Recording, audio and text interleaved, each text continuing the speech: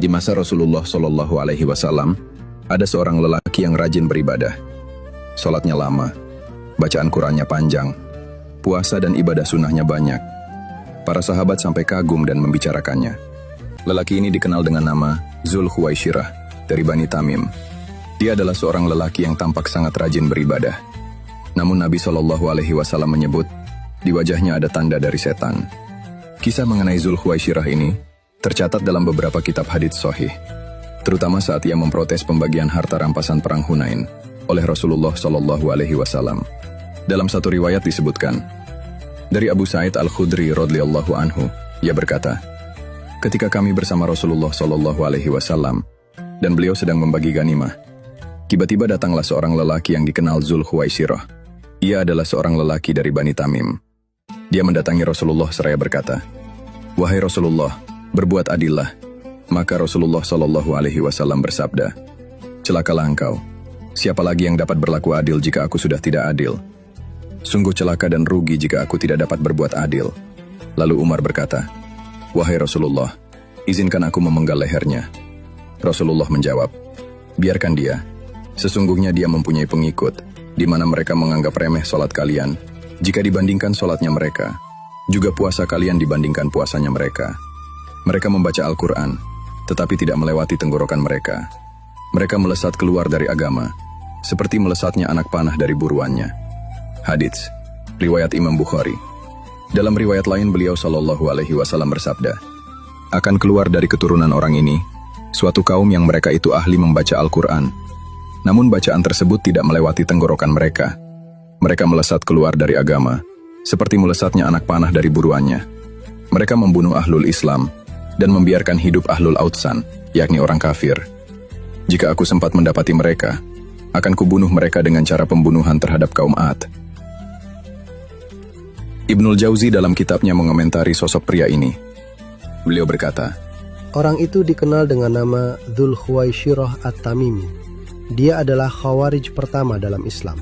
Penyebab kebinasaannya disebabkan dia merasa puas dengan pendapatnya sendiri. Seandainya dia berilmu, tentu dia akan mengetahui bahwa tidak ada pendapat yang lebih tinggi dari pendapat Rasulullah Shallallahu Alaihi Wasallam. Khawarij adalah salah satu sekte yang memberi banyak pengaruh terhadap gerakan ekstremisme dalam tubuh Islam. Keberadaan mereka sempat mengubah potret ajaran Islam.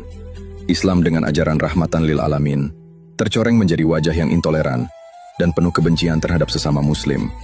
Kelompok Khawarij inilah yang kemudian melakukan pemberontakan di masa-masa khalifah setelah Rasulullah Shallallahu Alaihi Wasallam wafat.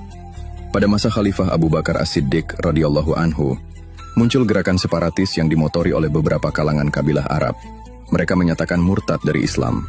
Mereka berkata, masa kenabian sudah berakhir dengan wafatnya Muhammad, maka kita tidak mentaati siapapun selama-lamanya setelah wafatnya Muhammad.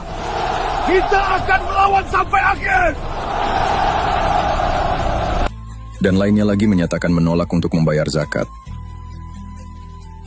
Pada masa pemerintahan Khalifah Umar bin Al-Khattab radhiyallahu anhu, muncul gerakan teroris yang merupakan konspirasi Yahudi dan Persia. Mereka melakukan pembunuhan terhadap Khalifah Umar bin Al-Khattab. Pembunuhan ini dilakukan oleh Abu Lu'lu'ah Al-Majusi pada tahun 23 Hijriah, yang bertepatan dengan tahun 643 Masehi. Di zaman pemerintahan Khalifah Utsman bin Affan, kelompok Khawarij ini muncul kembali dengan gerakan teror dan pemberontakan. Mereka memprovokasi massa untuk anti terhadap Khalifah yang sah, Utsman bin Affan. Gembong dari gerakan ini adalah Abdullah bin Saba al-Yahudi. Dia menampilkan diri sebagai seorang Muslim, namun kedengkian dan kekufuran terhadap Islam sangat nyata di dadanya.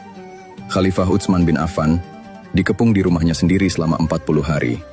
Para pemberontak Khawarij ini pun akhirnya menerobos masuk rumah Khalifah Utsman dengan menaiki dinding rumah beliau. Kemudian dengan kejinya, mereka membunuh Amirul Mukminin Utsman bin Affan yang ketika itu sedang membaca Al-Quran. Orang-orang Khawarij ini sangat kuat dalam beribadah, tetapi mereka meyakini bahwa mereka lebih berilmu dari para sahabat Rasulullah Shallallahu Alaihi Wasallam, dan ini merupakan penyakit yang sangat berbahaya. Di tengah-tengah mereka tidak ada seorang pun ahlul ilmu dari kalangan sahabat, padahal para sahabat masih hidup. Ibnu Abbas radhiyallahu anhuma menuturkan, Ketika kaum Khawarij memisahkan diri, mereka masuk ke suatu daerah. Ketika itu jumlah mereka 6.000 orang. Mereka semua sepakat untuk memberontak kepada Amirul Mukminin, Ali bin Abi Thalib. Banyak sahabat yang datang kepada Ali untuk mengingatkan beliau. Wahai Amirul Mukminin, sesungguhnya kaum Khawarij ini hendak memberontak kepadamu. Maka berhati-hatilah. Namun Ali menyatakan, biarkanlah mereka, karena aku tidak akan memerangi mereka, hingga mereka dulu yang memerangiku, dan mereka akan mengetahui nantinya. Dikisahkan, pernah terjadi perdebatan antara Ibnu Abbas radhiyallahu anhu dengan para Khawarij tersebut. Semua hujah dan argumentasi mereka dalam mengkafirkan dan memberontak dari barisan Ali, bahkan dari barisan para sahabat Nabi Shallallahu Alaihi Wasallam, dibantah habis oleh Ibnu Abbas radhiyallahu anhu dengan hujah dan argumentasi yang kokoh dan tidak dapat dibantah lagi. Dan mereka tidak mampu membantah hujah-hujah tersebut. Sehingga tersingkap dan terjawab segala kerancuan berpikir yang selama ini menutupi akal dan hati mereka yang picik tersebut. Ibnu Abbas berkata, maka bertaubatlah 4.000 orang dari mereka, dan sisanya tetap memberontak. Maka akhirnya mereka para pemberontak ditumpas habis. Namun sebagian dari mereka berhasil melarikan diri. Kemudian mereka membuat fitnah di mana-mana, dan berusaha membangun kekuatan kembali untuk memberontak dan memporak-porandakan jamaah kaum muslimin. Dan mereka terus mendendam kepada khalifah kaum muslimin. Dikisahkan, salah seorang pentolan Khawarij yang bernama Abdurrahman bin Amr, yang terkenal dengan nama Abdurrahman bin Muljam al-Himyari al-Kindi, dialah yang membunuh Ali bin Abi Thalib ketika sholat subuh. Amirul Mukminin Ali bin Abi Thalib radhiyallahu anhu wafat di bulan Ramadan tahun 40 Hijriah, bertepatan dengan tahun 661 Masehi. Dalam perkembangannya, Khawarij dikenal dengan berbagai nama atau julukan yang berbeda. Di antaranya adalah Al-Haruriyah. Mereka disebut demikian sebab markas mereka yang pertama berada di daerah Harura. Di Harura inilah generasi pertama dari Khawarij tinggal dan menyusun kekuatannya. Mereka juga dikenal dengan nama Asyurah, yang secara harfiah berarti para pembeli. Sebab di antara jargon mereka adalah, kami membeli surga dengan diri kami.